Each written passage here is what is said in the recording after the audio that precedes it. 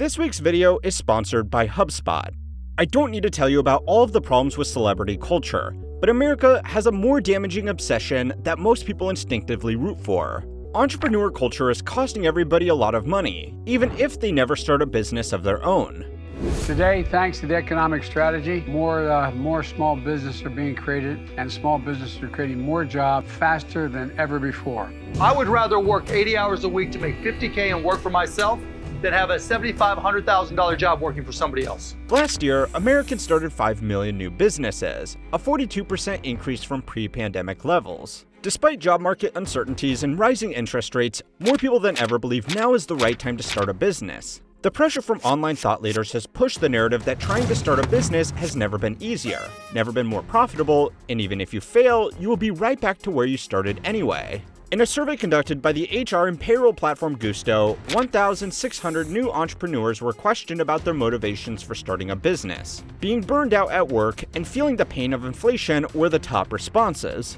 This is a dangerous trend that will leave most new business owners worse off than when they started, but entrepreneurship is still promoted as something that is a responsible way to fix these problems. Unsurprisingly, that's causing 3 big issues that will be costing you money, even if you aren't personally on your #grindset yet. The first problem is that most people simply suck at business. The largest demographic increase in new business owners was young people between 18 and 35. According to a study by the Harvard Business Review using US Census Bureau data, the average age of a successful startup founder at the time of launching their company was 42 years old. Founders below the age of 30 had a significantly higher rate of failure, and yet the top Google suggestion below this article was, "Is it too late to start a business after 30?" A founder's experience and industry connections will play a big part in a new business's success.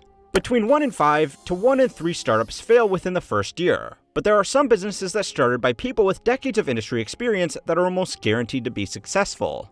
A well-respected expert with a long list of clients that they can bring into their new business on day 1 will have a much higher likelihood of success than someone who started a business because they wanted to be their own boss and make a lot of money. Experts going into business for themselves to provide a service in a field they have worked in for decades represents a significant portion of new businesses, so that means that people that just want to be business people doing business things are going to have even worse odds. Businesses in trendy fields like tech, e-commerce, hospitality, and fashion have a significantly higher failure rate than finance, construction, and healthcare, where business owners are required to have industry experience and accreditations before they are even allowed to start operating. But if you are thinking about starting a business, you probably already know about the failure rate, and you are still wanting to give it a go either because you do have a solid business plan or because every piece of media has told you how amazing business owners are. What you might not know is why it's so important that you think this way. So it's time to learn how money works to find out why most people shouldn't be entrepreneurs, even when everybody says it's the greatest thing ever.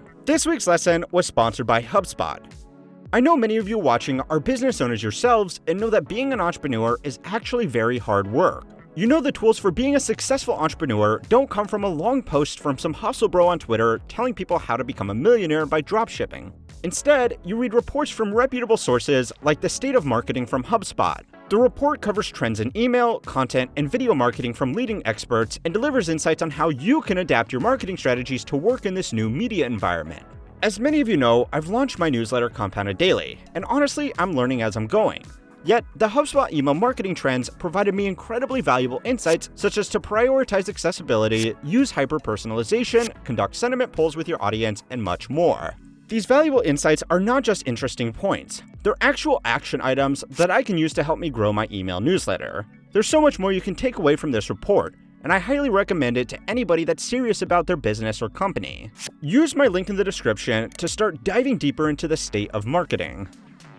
The first reason why you subconsciously believe that you should be trying to start a business is that hustle bros are pushing you products that make starting a business look easy, but it's not. There is nothing wrong with companies marketing a competitive service to people who are in the market for that service. It only becomes dangerous when people are encouraged to enter the market when they find they had no intention to start a business in the first place. Everybody from boss babe MLM marketing to political campaigns hinge on making small business owners feel special, and those who aren't feel like they should be starting their business right now. People are willing to spend a lot of money on products that they think are going to help them start or improve their business, so companies want to push as many people into that market as possible. This market is highly lucrative and highly competitive. According to a 2021 study by the market data firm Straits Research, this market was worth $1.48 trillion in 2021, and is projected to be worth $8 trillion by 2030. These services typically have high margins in customers to keep their services for a long time because it becomes integral to their business operations, and the cost and downtime required to switch to a competitor just isn't worth it.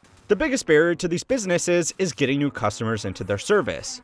Cloud storage and web hosting, for example, is a huge market dominated by 3 players: Amazon Web Services, Microsoft Azure, and Google Cloud. Signing up big customers to these services is still handled by old-school sales managers, who will earn a commission for every new client they sign up.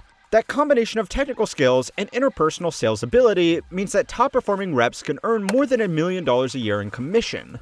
All of these companies have also invested millions into data storage devices to make migrating from one service to another as painless as possible for the few companies that do want to make the switch to a competitor. Amazon even has a data center on wheels that can hold up to 100 petabytes of data to migrate a company's storage to one of their data centers because it's faster to drive that much data across the country than it is to send it over the internet. It's a big business with big expenses, but it has equally big rewards for securing new clients. Although, it's a lot easier to just get new clients right as they start their business. Even if the deals are smaller, some of those companies grow. So a broad approach to potential new customers is a cost-effective way to onboard big customers in the future. Companies know if they provide a decent service at a fair price, most businesses are unlikely to switch over, so they will have a customer for life. Targeting people before they even start a business is a cheaper customer acquisition method than going after existing customers from competitors, but this whole system relies on making it look appealing to start a business that would use the company's products. Now, this is a perfectly legitimate marketing strategy carried out by perfectly legitimate companies with great products helping great businesses. But unfortunately, it has also been taken too far by hustle bros with a course to sell you on starting your own business. They have changed the well-crafted narrative from starting a business is a risk you should consider to if you don't start a business right now, you're a loser that's going to work a 9-to-5 their whole life. It's okay if you don't want to start your own business, and it's probably a good idea not to if you have to rely on a course to learn how to get started, which is the second problem with America's obsession with entrepreneurship. Starting a business comes first. Solving a problem comes second. How many people do you think get listed every year on the Forbes 30 Under 30 list? Well, I don't know what your answer was because this is a video, but you're probably wrong because it's 600. The nonsensical naming convention is far from the worst problem with the list, with a suspicious number of former awardees ending up in prison for fraud. Sam Bankman-Fried, Caroline Ellison, Martin Shkreli, Do Kwon, and Charlie Javis have all at one point been featured on this prestigious list celebrating their entrepreneurship, and all subsequently ended up in prison. The one and only Patrick Boyle covered this recently, and it highlights a larger problem that young people are being encouraged, celebrated, and rewarded for starting businesses, even if those businesses make no sense. A lot of the winners, in fact, often the ones that seemed most impressive at the time, seem to end up going to prison. People, especially young people, want to start a business without having the life experience to have seen industry problems that could be solved in a marketable way. There are always exceptions, but someone is much more likely to find a profitable solution to a problem if they have been dealing with that problem for their entire career. Gary Tan is the CEO of Y Combinator, a startup incubator that gives seed investments to very early stage startups and also provides training to new entrepreneurs on how to run a business and how to find further investors. Tan has frequently said that the best way to start a business is to work in an industry you're interested in, get paid to learn about that industry, find a problem, and then leave to solve that problem. Y Combinator's business model only works when people are creating new businesses, so this advice goes against his best interest, which is why exactly you should listen to it. The overly competitive state of venture capital has meant that even bad ideas get funded if the founders fit the mold of a disruptive creator that can be marketed effectively to further investors. Fake it till you make it is a popular expression, but honestly terrible business advice. A growing list of bad companies have changed, faking it until they make it, to fake it until they can drop it to the next group of investors with no intention of ever making anything in particular. Even businesses that don't fall in the sights of venture capitalists have the same problems on a smaller scale. People want to start a business, and they see that dropshipping or digital marketing could make it possible without considering what value, if any, they are providing to their market. If you want to start a business, a good sign is if you can't believe that nobody has ever thought of your idea before. A bad sign is if you are taking someone else's idea because it looks like it made them a lot of money. Or even worse, they told you it made them a lot of money. With those problems in mind, the second reason so many people still want to start their own business is because modern corporate jobs are highly demanding and being your own boss is sold as a way to take back control of your life. Work-life balance is extremely important, and it's a big reason I quit investment banking to become a full-time YouTuber, much to the disappointment of my parents. But for most people, starting a business is going to mean much less free time. A survey by the publication Inc. of American small business owners found that the majority of them worked at least 50 hours a week, with 25% working more than 60 hours a week. Additionally, 70% of respondents say they had worked weekends on a regular basis. Once a business is at scale, an effective founder can slowly offload responsibilities, but that is an incredibly difficult process at a stage that most businesses never get to. Business owners may not answer to a boss, but they answer to their customers, their own staff, business regulators, and suppliers. If you decide to go into business for yourself, you will also have more personal investment in your job. If you want to take a break from a normal job, you may be able to organize vacation days, or you can simply quit and find a new job. It's a big decision, but you will only miss out on income. It won't directly cost you a major investment.